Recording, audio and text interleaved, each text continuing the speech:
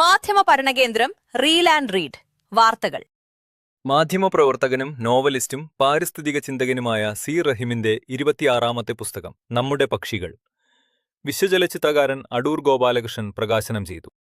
തിരുവനന്തപുരം വനം വകുപ്പ് മുഖ്യകാര്യാലയത്തിലെ ചന്ദന തണൽ ഹാളിൽ 2026 ജൂൺ 4 രാവിലെ 11 നടന്ന പ്രകാശന ചടങ്ങിൽ വെച്ച് പ്രശസ്ത വിദ്യാഭ്യാസ ചിന്തകൻ ഡോക്ടർ അച്യുത് ശങ്കർ ആദ്യപ്രതി സ്വീകരിച്ചു. നമ്മുടെ നാട്ടിൽ പരിസ്ഥിതിയും വികസനവും ഭരണകക്ഷിയും പ്രതിപക്ഷവും പോലെയാണ് പെരുമാറുന്നത്. പരിസ്ഥിതി സംരക്ഷണത്തെക്കുറിച്ച് പറഞ്ഞാൽ അവനെ വികസന വിരുദ്ധനെന്ന് മുദ്രകുത്തുന്ന അവസ്ഥയാണിവിടെ. നമുക്ക് വികസനം വേണമെങ്കിൽ പരിസ്ഥിതിയെ മാറ്റിവെക്കണമെന്നാണ് വികസനത്തിന്റെ ആൾക്കാർ പറയുന്നത്. ശരിയായ പരിസ്ഥിതി ബോധമില്ലാത്തതുകൊണ്ടാണ് ഇത് സംഭവിക്കുന്നതെന്ന് അടൂർ ഗോപാലകൃഷ്ണൻ അഭിപ്രായപ്പെട്ടു.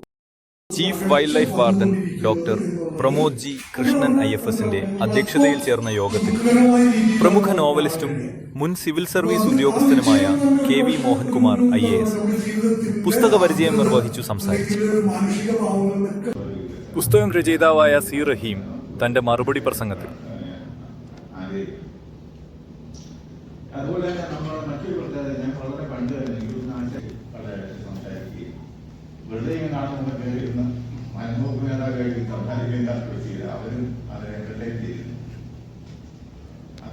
എഴുത്തിന്റെ വഴിയിൽ തനിക്ക് പ്രോത്സാഹനവുമായും വഴികാട്ടികളായും നിന്ന അടൂർ ഗോപാലകൃഷ്ണനെ പോലെയുള്ള മഹത് പ്രതിഭകളെ നന്ദിയോടെ സ്മരിച്ചു.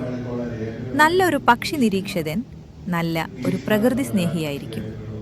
നല്ലൊരു പ്രകൃതി സ്നേഹിക്ക് ജീവിതത്തിൽ ആനന്ദമനുഭവിക്കാൻ കഴിയുമെന്നും സി റഹീം തന്റെ മറുപടി പ്രസംഗത്തിൽ പറഞ്ഞു.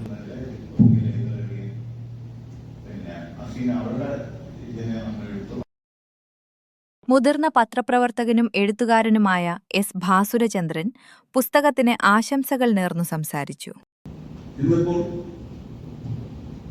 സീറോ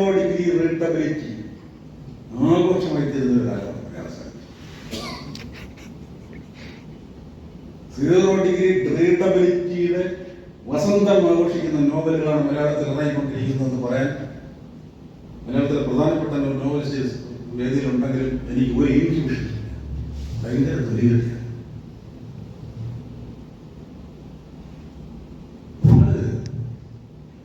എഴുത്തിൽ ഏതോ എഴുത്തിൽ വായനക്കാരന് നടക്കാൻ ഒരു വഴിയില്ല. അതാണ് റീഡബിലിറ്റി.